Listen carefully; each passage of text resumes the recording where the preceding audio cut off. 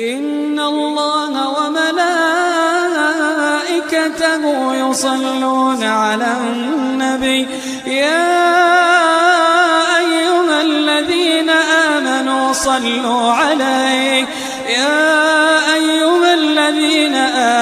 صلوا عليه وسلموا تسليما.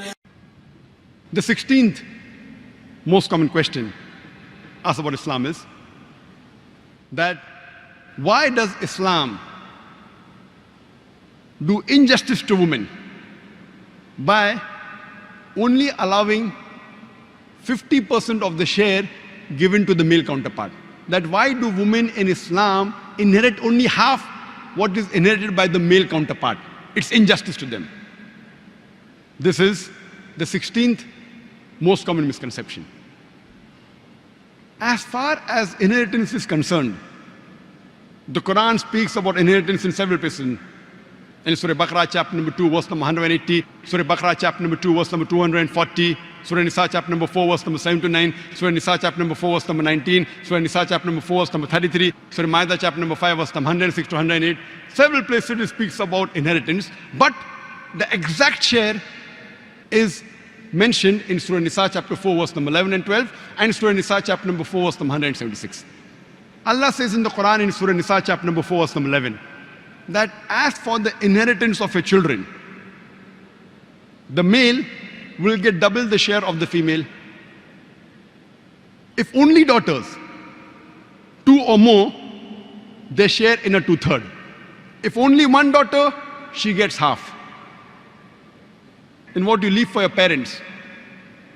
If there are children, the parents each get 1/6 share. If no children, the mother gets 1/3. If there are brothers and sisters, the mother gets 1/6. Verse number 12 says, in what your wives leave for you after death. The husbands, they get half if there are no children. They get 1/4 if there are children. In what you leave for your wives, the wives get 1/4 if there are no children, 1/8 if there are children. Don't get confused, difficult to remember. Go home, open the Quran, don't know Arabic, read the translation, Surah Nisa, chapter number 4, verse number 11 and 12. Generally agree, in majority of the cases, the female inherits half of that of the male counterpart. But there are cases in which female and male inherit exactly the same. As I mentioned, if the person who has died has children, mother and father both get 1/6. Or if the person who has died has got no children but leaves a brother and sister, both get 1/6. There are cases in which sometimes the female inherits double.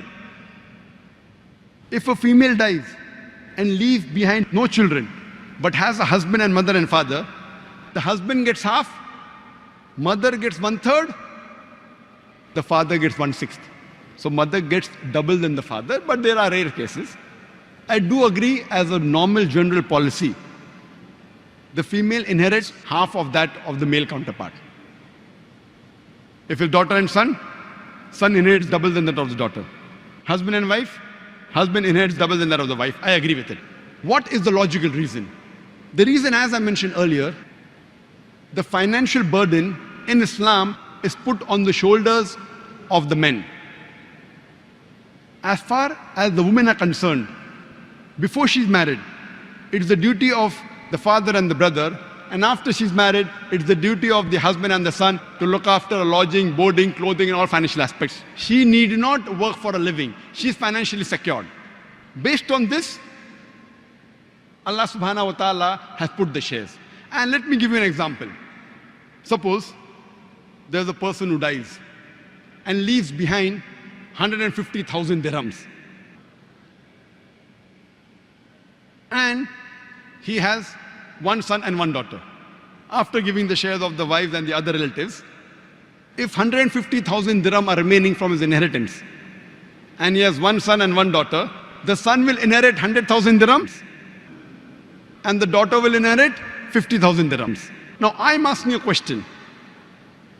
Would you prefer being a son who inherits 100,000 dirhams And maybe 80 to 90% of that wealth you may have to spend on your family because you are the bread earner. Or would you prefer inheriting 50,000 dirhams and keeping everything for yourself, not even spending a single dirham on anyone else? So logically but naturally, you prefer inheriting 50,000 dirhams and not spending a single dirham on anyone else, rather than inheriting 100,000 dirhams and spending 80%, 90%, 100% of it on looking after the other members of the family. That's the reason Allah subhanahu wa ta'ala is just. If He would have given both of them equal share, then I would have to give a talk on men's rights in Islam. Then the men would object. What kind of religion is this? We have to look after the family, and when we inherit equal. So Allah subhanahu wa ta'ala sees to it that is just with everyone. Allah says in Surah Nisa, chapter 4, verse number 40, Allah subhanahu wa ta'ala is never unjust in the least degree.